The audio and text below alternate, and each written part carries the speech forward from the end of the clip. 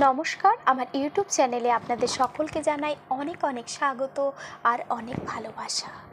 আজকের নিবেদন লক্ষ্মী। পরন্ত বিকেলের সোনালি আলোয় উজ্জ্বল জয়ার মুখের দিকে তাকানো যাচ্ছে না। অজানা আতঙ্ক গ্রাস করেছে আমার মনে। মাত্র 23 বছর বয়সের মেয়েটার জীবনটা এখনই বেরঙিন হয়ে গেল। জীবনের বাকিটা পথ কি করে হাঁটবে একা একা? এসবের কোনো কিছুতেই ওর ভ্রুক্ষেপ নেই। স্থির দৃষ্টিতে দূরের দৃশ্য দেখছে আর আপন মনে কি যেন ভাবছে।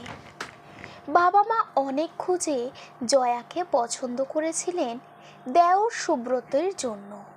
লক্ষ্মীমন্ত মেয়ে, জয়া সব গুণের অধিকারী ছিল। সবচেয়ে বড় কথা, ও খুব তাড়াতাড়ি সবাইকে আপন করতে পারত।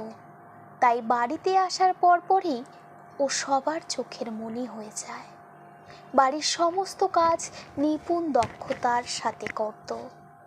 সুব্রত চোখে হারাতো জয়াকে। বাবা মা বৌমাকে ছেড়ে থাকার কথা ভাবতেই পারত না। ও নিজের গুণে ভালোবাসা ছিনিয়ে নিয়েছিল সবার থেকে। বিয়ের কিছুদিন পরেই সুব্রতর ব্যবসার লাভের পরিমাণ বেড়ে যাওয়ায় সবাই জয়াকে বাড়ির লক্ষ্মী বলে ডাকত। সুখ দুঃখের আবর্তনে কোনো মানুষের জীবনে সুখ চিরস্থায়ী হয় না। তাই জয়া সন্তান সম্ভবা হয়েও অসাবধানতায় মাতৃত্বের স্বাদ থেকে বঞ্চিত হয়। সেই প্রথম কপালে অলক্ষ্মীর পালক জোটে। যে মা ওকে কাছছাড়া করতেন না, সেই মা ওর মুখ দেখতেও চান না বলে দিলেন। হাজার হোক, ওর পেটে যে বাড়ছিল সেই এই বংশেরই প্রদীপ ছিল। আমার মেয়ে হওয়ায় অসন্তুষ্ট হয়েছিলেন আর অধীর আগ্রহে অপেক্ষা করেছিলেন ছোট বৌমের সন্তানের জন্য। সমস্ত ক্ষোভ গিয়ে পড়ল নিষ্পাপ মেয়েটার উপর। একে প্রথমবারের জন্য মা ডাক থেকে বঞ্চিত হয়ে মানসিকভাবে ভেঙে পড়েছিল। তার উপর মায়ের এই মানসিক অত্যাচারে ভেতরে ভেতরে শেষ হয়ে গেছিল মেয়েটা। সময়ের সাথে সব কিছু বদলে যায়, তেমনি আমাদের কিছু জনের পরামর্শে দ্বিতীয়বার মা হওয়ার প্রতিশ্রুতি পেয়েও ধীরে ধীরে সুস্থ হয়ে স্বাভাবিক জীবনে ফিরছিল। ভগবান তো ওর কপালে ওইটুকু সুখেই লিখেছিলেন। সুব্রত গাড়ি দুর্ঘটনায় মারা গেল। জয়া একটুকু কাঁদল না, কেমন যেন পাথর হয়ে গেল। কোনো কথা শোনা বা বলার অবস্থায় ও ছিল না। পুত্র শোকে পাগল মা কাঁদতে কাঁদতে ছেলের মৃত্যুর জন্য ছোট বৌমাকেই দায়ী করে।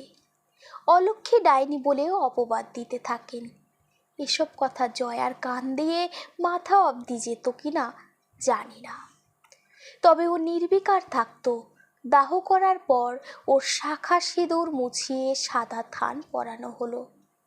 তবু ও শোকে পাথর ছিল, দৃষ্টি যেন অনেক দূরে কোথাও স্থির। আজ আমাকে আসতে দেখে জয়া বলল, দিদি ভাই, একটা কথা বলবে সত্যি করে? আমি লক্ষ্মী না অলক্ষ্মী?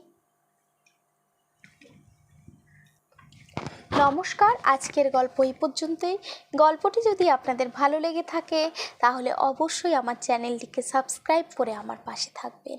আর যদি কিছু ভুলভ্রান্তি হয় অবশ্যই আমায় ক্ষমা করবেন। সবাই ভালো থাকবেন, সুস্থ থাকবেন, সাবধানে থাকবেন।